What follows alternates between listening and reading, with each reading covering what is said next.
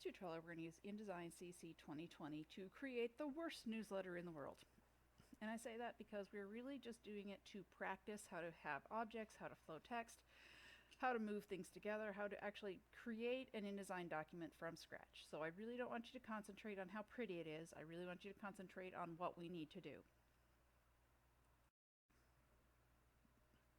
So to create this newsletter, let's go ahead and open up InDesign.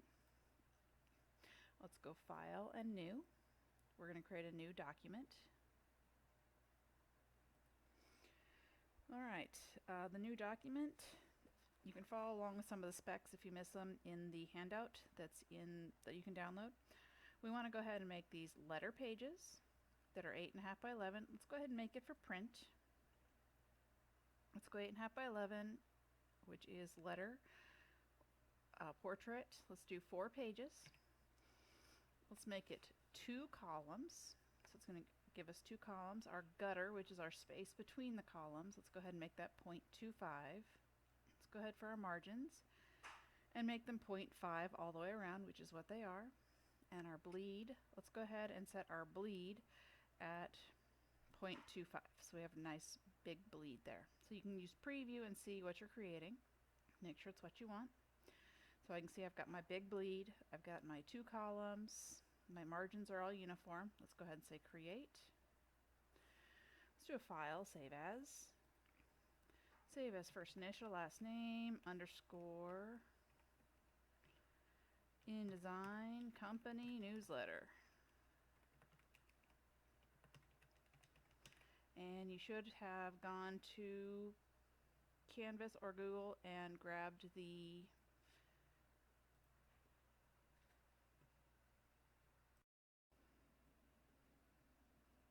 Alright, so let's go ahead and find out where we need to save it. I've got mine in tutorials, InDesign tutorials, and I've got one called InDesign company newsletter. So I'm going to go ahead and put InDesign company newsletter in there with my InDesign file and push save.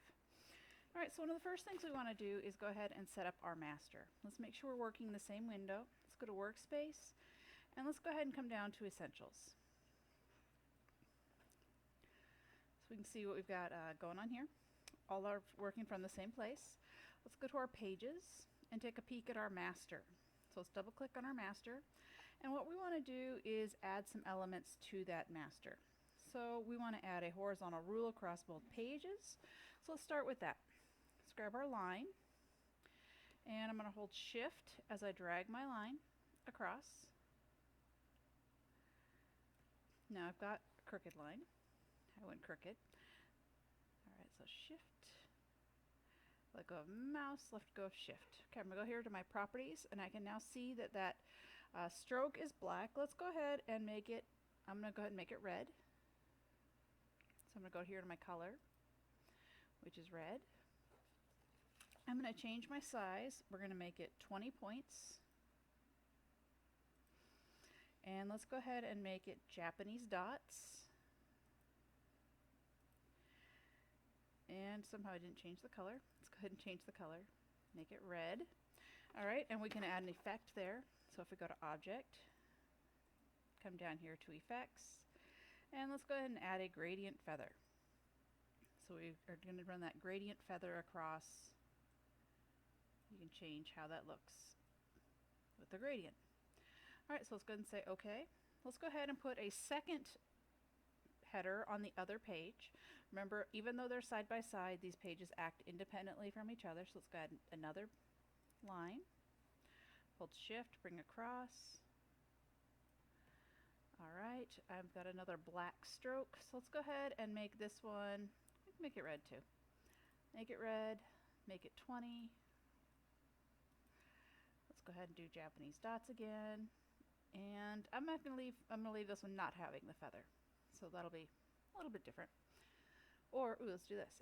Let's go Object, Effects, Gradient Feather, and let's see if we can flip it 180. So we get exactly the opposite effect on the other side. So it's a little ugly, but not terrible. Alright, let's say OK. So we've got our 2 masters. Pages are things on the master. Let's go ahead and take a peek at page 2, 3. So now I can see that that master is on each of those. So this is a really nice way if you're going to put a consistent item on every single page, put it on that master. All right, let's go ahead and add a footer and a header to that master. Let's go to our A master and let's go ahead and add a footer. So let's grab our type tool and let's draw a box. I'll zoom in so you can see more. I'm going to hold my space bar and grab my hand. Alright, so I'm going to grab my type tool. I'm going to add a text box across the bottom. I'm going to zoom out just a little bit. Alright, let's go. It's a text box across the bottom. So I'm going to grab that type tool, go over here, and let's stretch that one out. Alright, so now I want to go ahead and add some text to that element. So let's go ahead and first thing I'm going to do is say ABC Company Newsletter.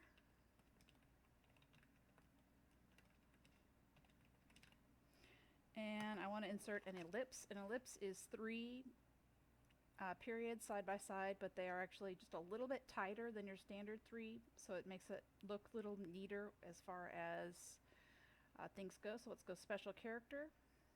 Let's go into symbol and grab ellipse. Alright, so we've got those 3 right now. And I'm going to put the date. Let's go ahead and make that fall 2025. Alright, so it's fall 2025.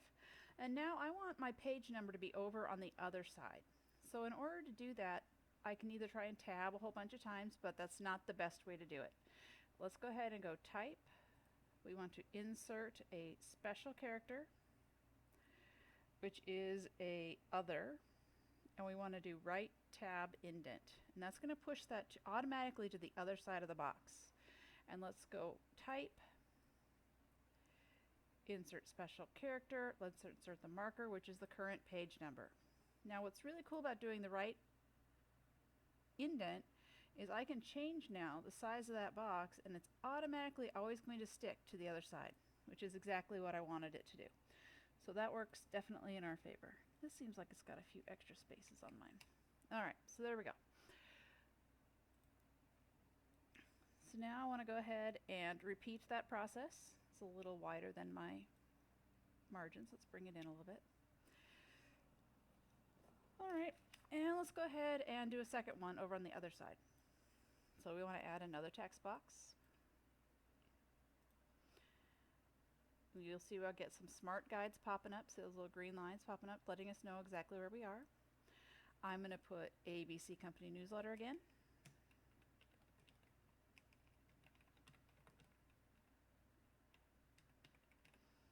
Alright, I'm going to stick that ellipse in. Actually, I want to start it with the page number. So let's go ahead and put the page number in here. So object or type, insert special character, marker, current page number.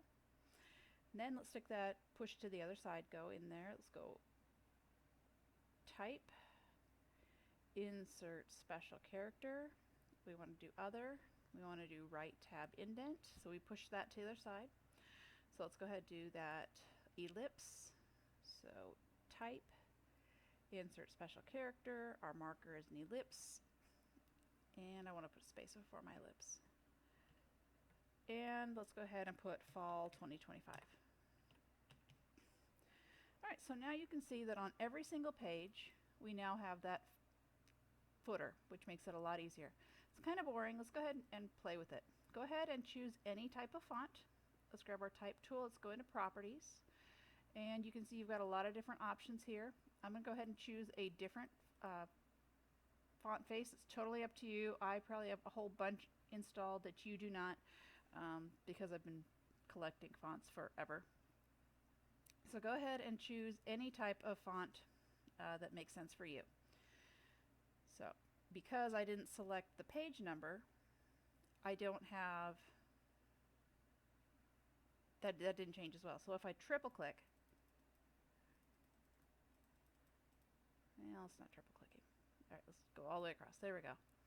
And go ahead and choose some type of should go to the top to be whatever I had most recently. There we go. Alright, so I've got that. Change that to the monad as well. Not sure why my page number keeps falling off. Alright, so then I can go ahead and let's make this one a different font. So I'm going to grab the whole thing. And let's grab something else. Don't fall in the font pit where you spend more time trying to figure out what it's going to look like than you do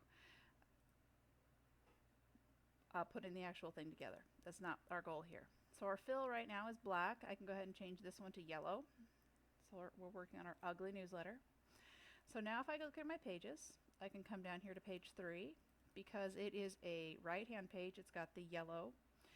Because the other is a left-hand page, it's black. So it kind of gives you that idea of where things are. Alright, so go ahead and do a Control S and save what we have so far.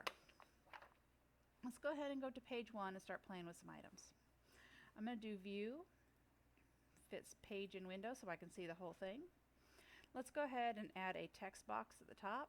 Our text box at the top is going to go ahead and say, ABC Company welcomes new employees.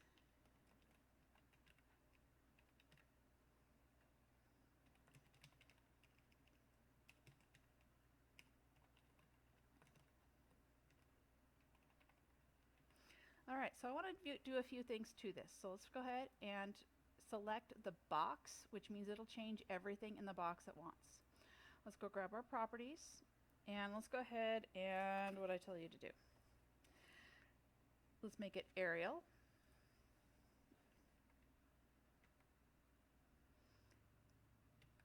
So you can just type it in. I'm going to go with Arial Regular. And I want to make it bold italic, so I'm going to go here to my style and do bold italic. Alright, I want to make it 25 points. So I'm going to come down here. 24 is what it has, so let's do 25. We have to actually go type it in. Hit enter. Alright, then we're going to go ahead and center it. So we're going to come down to our paragraph. And we want to center. And we want to go ahead and make it blue. So let's go ahead to our fill color.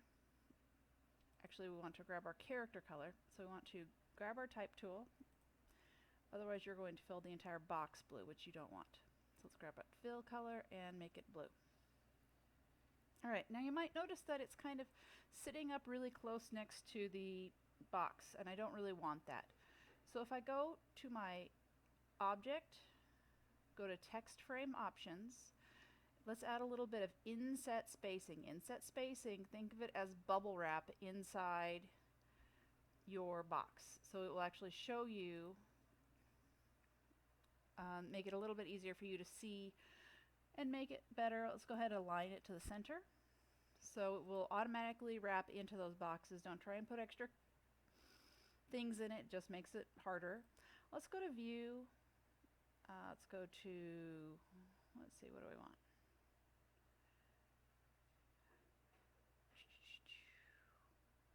It's not giving me what I want. Alright, we're going to skip it. Alright, so let's go ahead, and the next thing we're going to do is add a whole bunch of pictures. And the hard way to do that is to place all 17 separately, which we don't really want to do. So we want to create kind of our yearbook page for this. So the first thing we're going to do is grab we're going to go File, we're going to come down here to Place. Then we're going to go into the file where we have our object lesson put together. And in there you have 17 images and 2 trees. We want to go ahead and grab the first one. I'm going to shift click and grab the last one and say Open. And it's going to give me a loaded cursor with 17 in it. Now if I just push click, it's automatically going to insert that image the size of the original image. So you can see that original image is really, really big, and I don't want it that way. So I'm going to do a Control Z and undo. So watch, be careful as you do this, because this is going to take a few tries. You're going to draw a box. Now before you let go of the mouse, I want you to go push your up arrow to make some rows. I want you to do your right arrow to do some columns. Make sure that you're doing enough that you're going to be able to fit the 17 pictures in them. When you're happy with it, go ahead and push let go, and it will automatically start loading all those for you. So instead of you having to do a lot of work to make sure they're all positioned correctly, to make sure they're perfect, this makes it a lot easier for you to do. All right, so now we've got those. Now I want to make them a little bit fancy. So I'm going to go ahead and I want to add some information to it. So let's go to our properties and let's go to our stroke. Let's add a stroke around it. Let's go ahead and add a red stroke. So we're going to add a red frame around each one. And let's go ahead and make it 5 points. And let's go ahead and make it have some type of rounded frame. So I'm going to come down here and do a rounded frame. And for the last thing, I want to put in some type of caption for each one.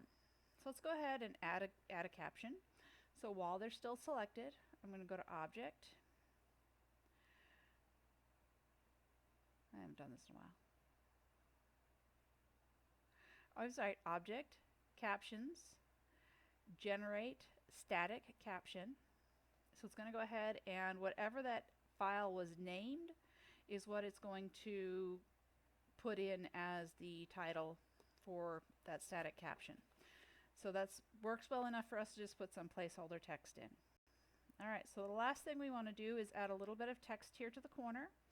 So I'm going to grab my type tool. I'm going to draw right here, draw a box. And I want to fill it with placeholder text, which is just dummy text, just so you can see how the type would lay out on the page. So I'm just going to do a right click and fill with placeholder text. And you're going to see it's going to have tons and tons of typos, and that's totally fine. Now let's change that so it's got 2 columns. So instead of trying to draw 2 separate boxes and making them equal, I'm going to grab my selection tool, grab that, do a right click, do a text frame options, and bump it up to 2 columns right there. So it makes it much, much, much easier for you to use the software than it is to try and create this on your own. So use those text frame options. And I'm going to be okay with that. Now I do have an error now. I'm going to have some extra text. So if I click here on my output, I'm just going to click on my pasteboard, and this is the extra stuff that didn't fit.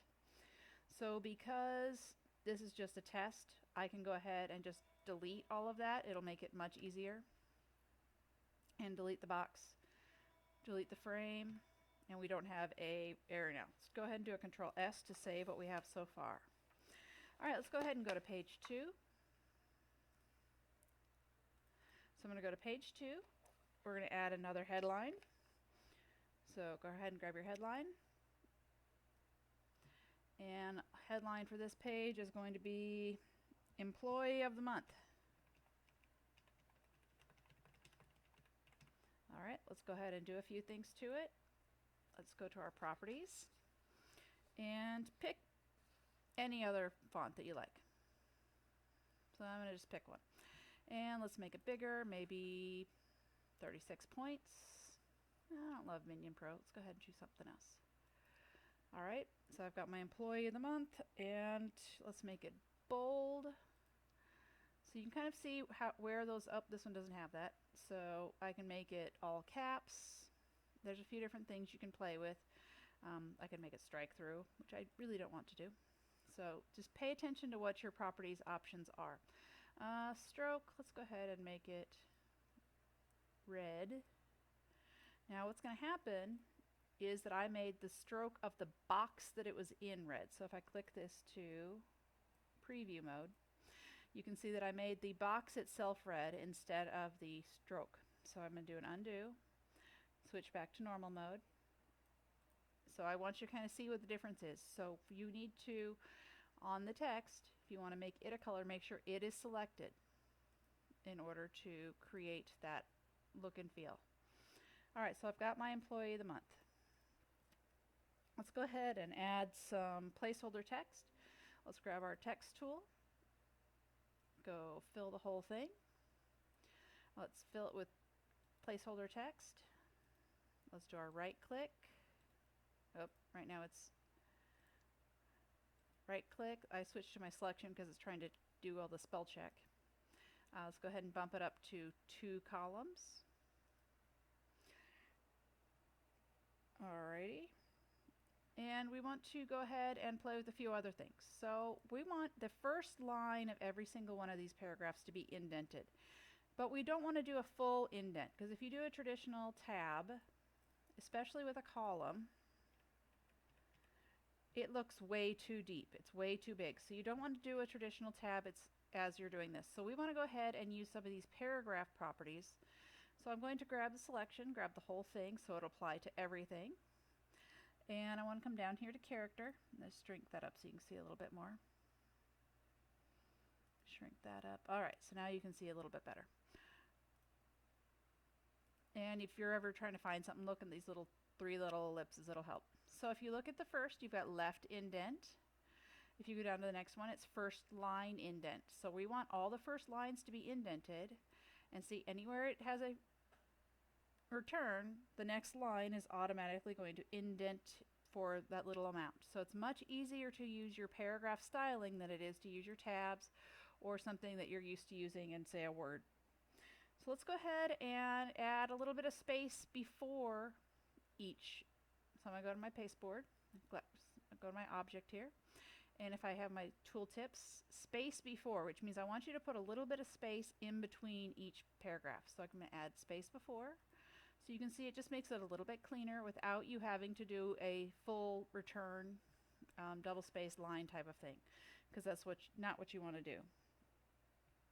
Alright, now I want to make it so this first paragraph has a drop cap, which means I want this first letter to be bigger than all the others. So I want to come here to my type tool, and I want to actually click in that word. If I leave it in the selection, it will do a drop cap on every single paragraph, and I only want it on this first one. So let's go ahead and go here to drop cap in your paragraph and see how it's dropping those. And let's drop it like 4 lines or so. Alright, I also don't want to have any hyphens. So I'm going to come here to my selection tool, make sure I've got the whole box selected, and unclick hyphenate. So now it's going to unclick, and so I still have an error here, and that's fine. I'm going to make this a little bit bigger. That fixes part of my error. So we're going to go ahead and play. This box is really big. I don't like it, so let's right click and do fitting and fit frame to content. So it's going to make that a little bit smaller. Sometimes you get your frames on top of each other and it starts to be way too much, so you don't want to do that. Alright, so if you look at the sample, the next thing we have is a big star in the middle. So a star is actually a polygon. So I'm going to come here to my rectangle tool. I'm going to make sure I don't have anything selected first, otherwise I'm going to end up turning my box into a polygon, which I don't want. Alright, so I'm going to come here, I'm going to come down to my polygon tool, I'm going to click on polygon again, and I should get a settings. So this is going to tell me how many sides do you want on your star. So the more sides and the deeper the inset, the more pointy your star is going to be. So I'll do 30 and 75 and say OK. So I'm going to go ahead on my pasteboard and draw that star. So that's kind of a lot. Maybe it's too much. I don't want that. So let's delete. Let's double click our polygon again, and let's say number of sides is 20 and our inset is 50. And OK. So I'm going to go ahead and put that in the middle of my box so far. I want to make maybe a pull quote or a picture there, right there. So right now I can see my stroke and my fill. So I'm going to go ahead and tell the fill to be, let's go to our gradients. And let's go to our swatches and just make it blue. So we're doing one less thing here. Let's make it blue. Let's take our opacity. Opacity is how see-through something is, so I can make it a little more see-through. But you see we have a problem because all my text is behind it. We need to play with the text wrapping. So we're going to come here to our text wrap, and we want to do, you can either go wrap around the box, which is going to make it square, which is kind of ugly. We can tell it to wrap around a shape, which isn't too bad, except we got some weird things going on. We can jump around the object altogether. So let's go ahead and go back to jump around the shape, but instead let's push it out, add a little more spacing, a little more padding to push some of those words out of the spikes of our shape. So it's a really relatively easy way to create a pull quote. We could put a picture in there. There's a lot of different things we can do. We're not quite there yet, so I don't want to overwhelm you. Let's do a Control S and save what we have so far. All right, let's go ahead and go to page 3. Let's grab our selection tool, grab that employee of the month, hit Alt and drag over. So we're just going to copy it and grab my text tool. Instead of employee of the month, let's do community partnerships.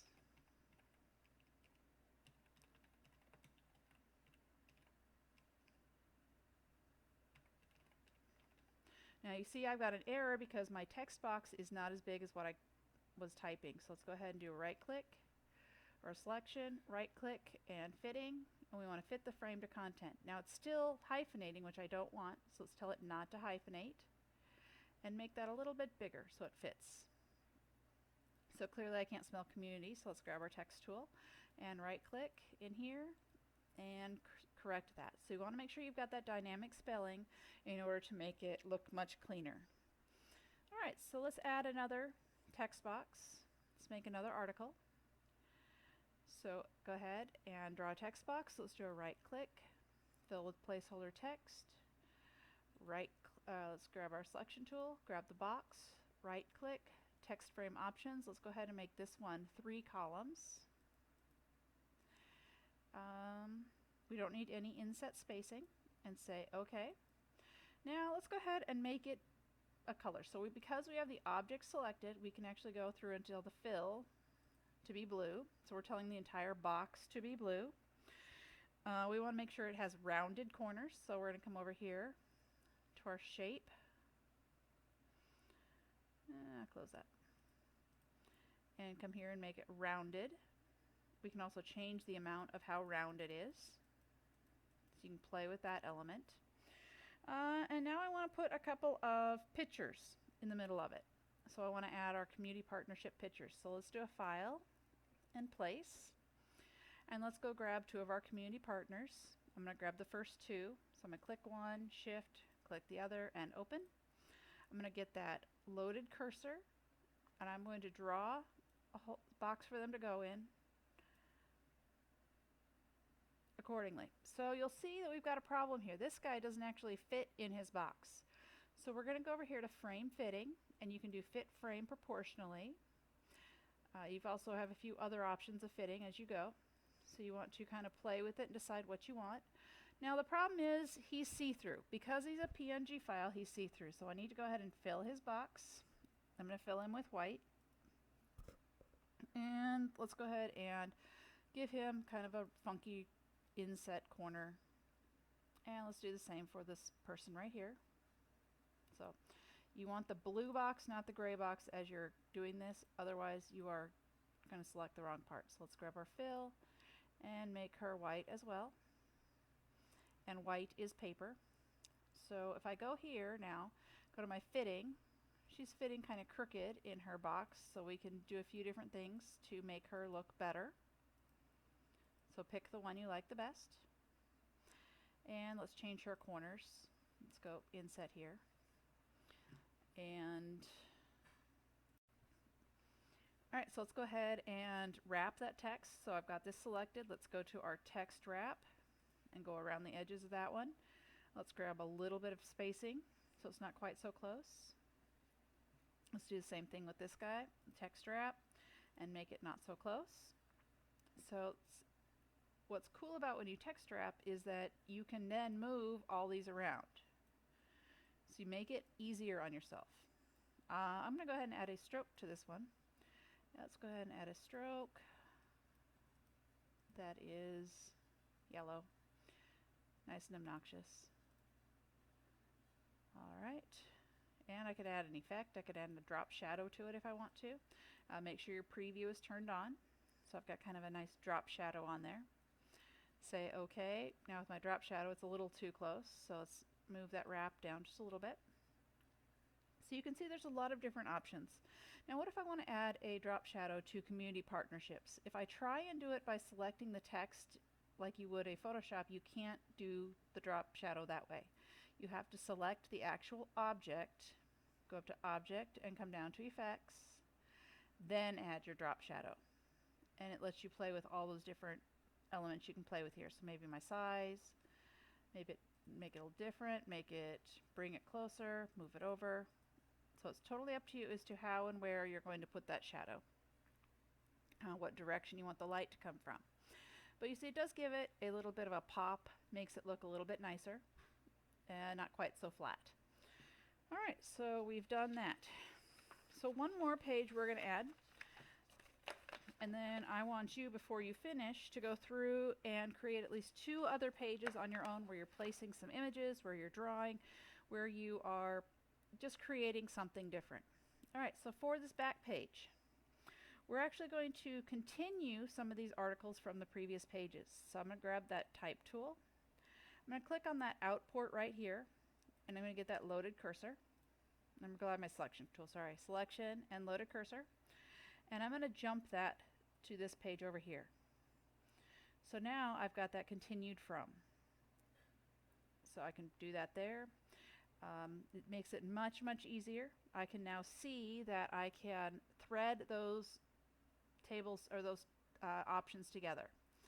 So maybe I want to put this on the next page. So I can move that up to page 3. So it's very easy to move those different elements. And I can see that these are threaded together. If I go to View, Grids and Guides, nope, Extras, there we go.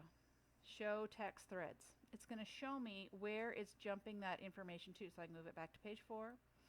And it's going to show you how those are connected. So there's no reason to have overset text. There's no reason to draw a whole bunch more boxes. Let it do it for you. All right, let's go ahead and grab our overset from here. Come on. That's not working.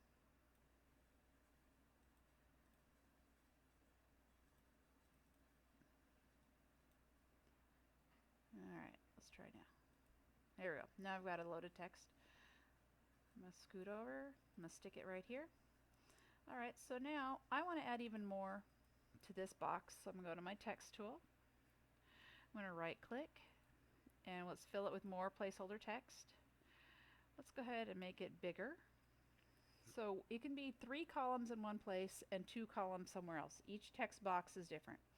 Let's go ahead, fill it with a little more placeholder text. All right, let's go ahead, right click, text frame options, make it a couple of columns.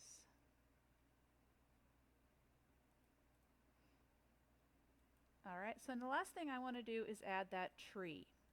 So with the tree, I have actually a few different options. If you try and place the JPEG, so I'm going to go File and Place. I'm going to go grab the JPEG of the tree. Because JPEGs do not have any kind of transparency, it will not wrap around that JPEG, around that the way we want. So I could do auto fit and make them fit better as I'm putting them in here. Oops, go back. I can fit it to this tree. So even though I'm trying to text wrap, you see it's going to text wrap automatically to the square of that tree. So it's not necessarily what I want. So I'm going to undo and just delete that tree. Delete the box. All right, so I'm going to go File and Place. I'm going to grab the ping and say Open. And I'm going to put the ping in here. Okay. Now because I didn't have auto fit checked before I put it in, it's automatically going to fit weird to that box. If you have it fit before, it'll make it the right size. All right, so let's go ahead and fit proportionally. Now let's go here to Options, and it's going to say, oh, that's something else. Let's go to Text Wrap and go grab our wrap around shape. And where to go? Okay, we have to go to here. Window, Text Wrap. There we go. And we're actually going to get a few extra things here. So I want to do same as I want to do just the right side. Nope, left side. No, the right side. Let's go to the edges, wrap to right side. So you can wrap two different sides. Wrap to this one, same as clipping. We want to do alpha channel, and you see how it's going to go ahead and wrap around our tree. So let's go ahead and grab that tree. It's not wrapping the way I want to. There we go. So both left and right sides. So now I can move him around. I can add a little bit of spacing. So because he's a ping, he's transparent, and it makes it a lot easier for you to go ahead and do some of those. For some reason, it doesn't see the trunk when it does this. So what you could do is go here and make your box a little bit skinnier so you're not on top of your tree. So for the rest of this assignment, I want you to practice adding a few more pages. So go to pages, go down here to the bottom, add a few more pages. I want you to play with jumping the text, creating some threaded boxes, changing the character styles. Just work on creating this world's ugliest newsletter. When you're done with it, go ahead and save. Let's do a file package. Package, I know I have an error, and that's okay for this one. Let's go ahead and package. I'm going to make sure I put it in the right place. So I've got my InDesign tutorials, my newspaper. Instead of folder, I'm putting PKG, so I know which one it is. And package, it's going to say, are you sure you want to do that? You have overset text. I'm going to say, oh, it's okay this time. Normally you'd want to go through and fix it. I'm going to go into my folder, come down here to